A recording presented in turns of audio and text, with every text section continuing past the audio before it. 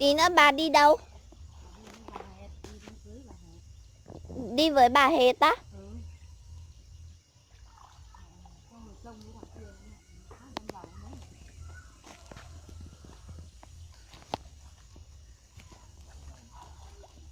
Bố quay để bố làm video à? Rồi quá năng. Đi trên đất à? Có cái đi trên đất luôn.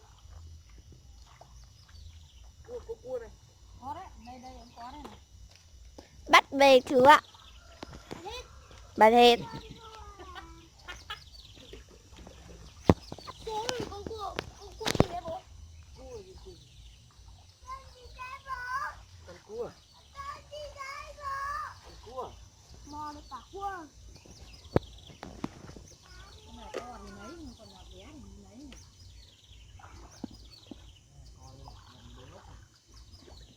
Cái đít mò.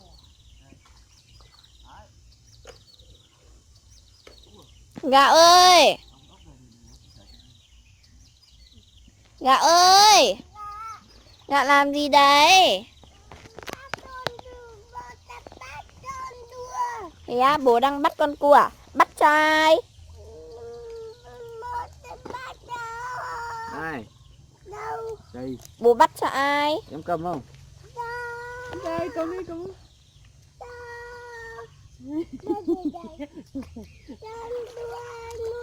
Ừ.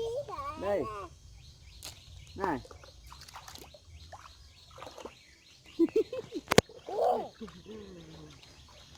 Em trông nhá.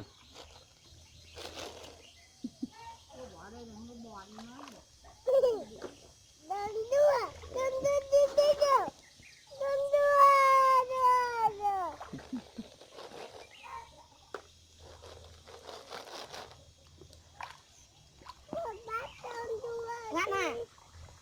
Đâu? Anh ném.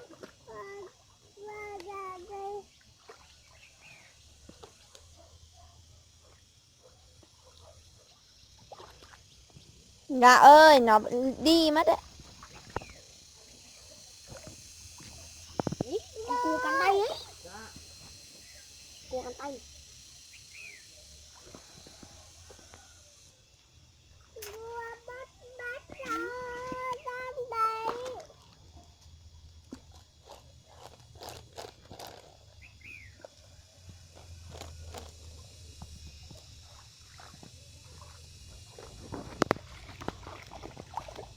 Ấy.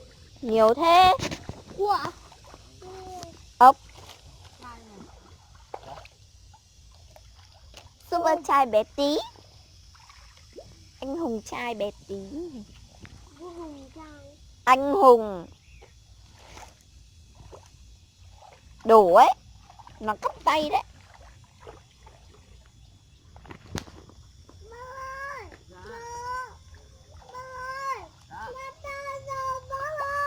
Nó ra rồi à? Nhìn xem nó ra rồi. Đâu?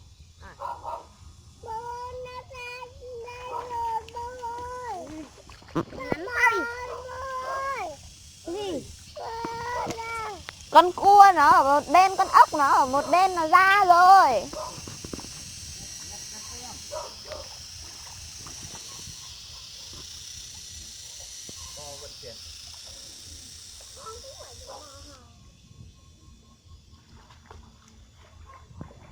Đó này. Bẩn đấy gà ạ, không động vào đâu.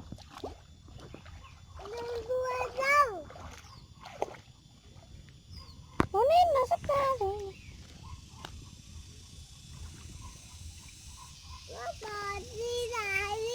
Ừ.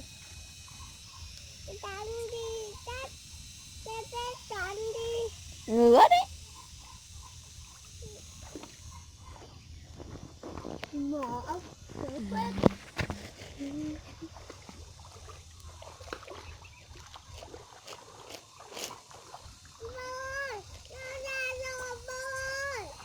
Rồi à?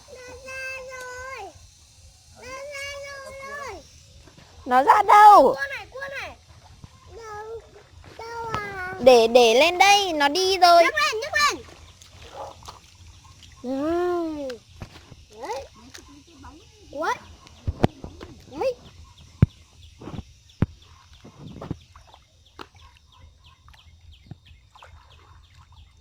Gạo ơi, quay lên đây nè.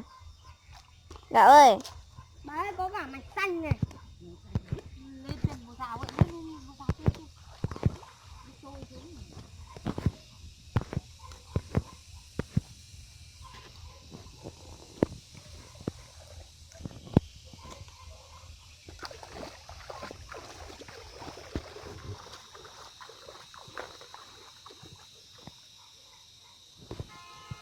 Mò cu bắt ốc.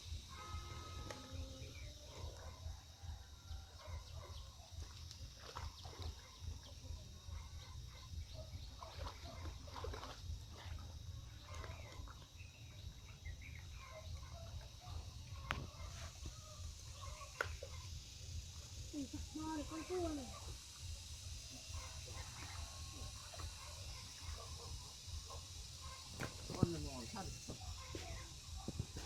Gạo ơi, nó đi rồi kìa. Nó ra hết rồi. Đâu? Con tay rồi. Con tay rồi. Con tay rồi Điền ơi.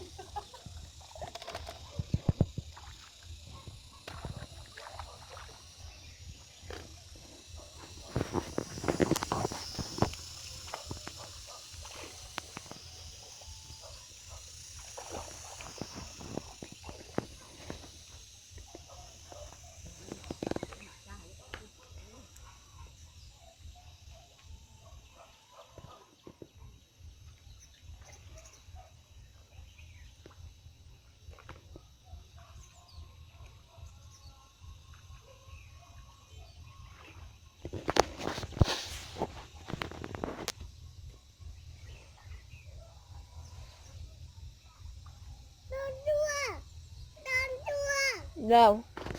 Đây rồi. Đây rồi. Đây rồi Điền ơi. Dạ. Đây. Ừ đúng rồi đây. Gạo ơi quay đây xem nào. Gạo ơi ngửa mặt lên đây. Gạo ơi. Ngửa mặt lên. Nó đi mất rồi. Ui nó bò ra rồi.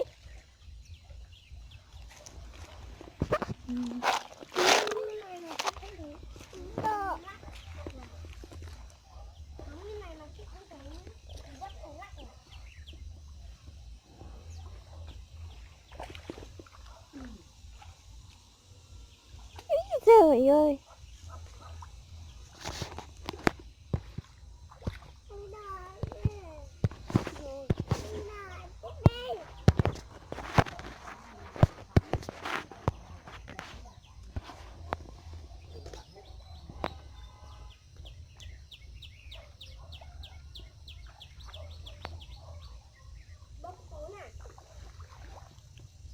Sao có được súng mò không?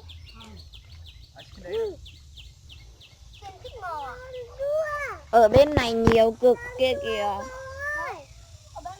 Hình như kia kìa, nhìn thấy không?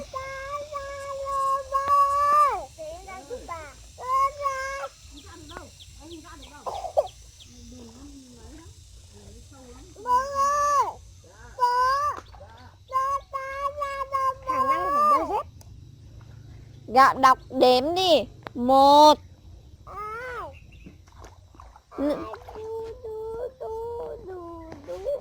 1 2 3. Đọc nữa đi. 4 5 6 7 Hân hơ. 11 12 13 16 14.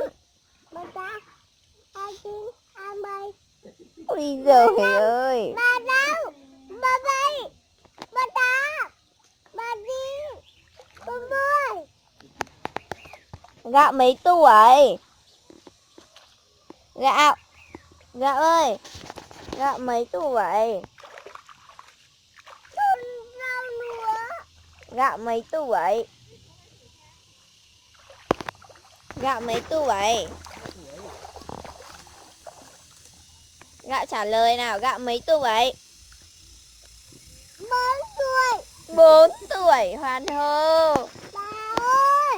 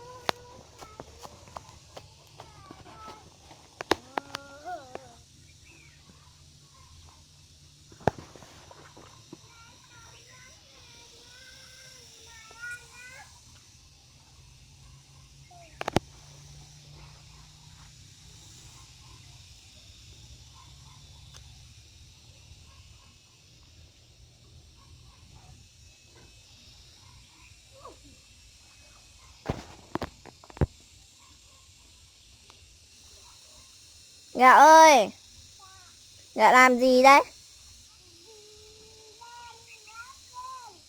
Xem bắt gì?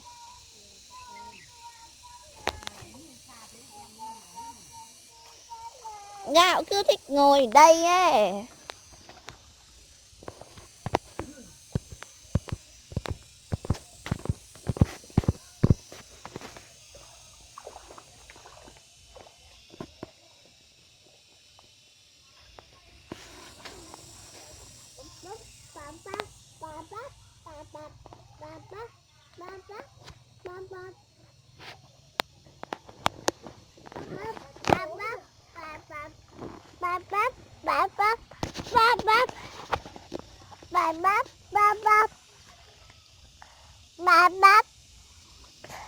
Gà ơi.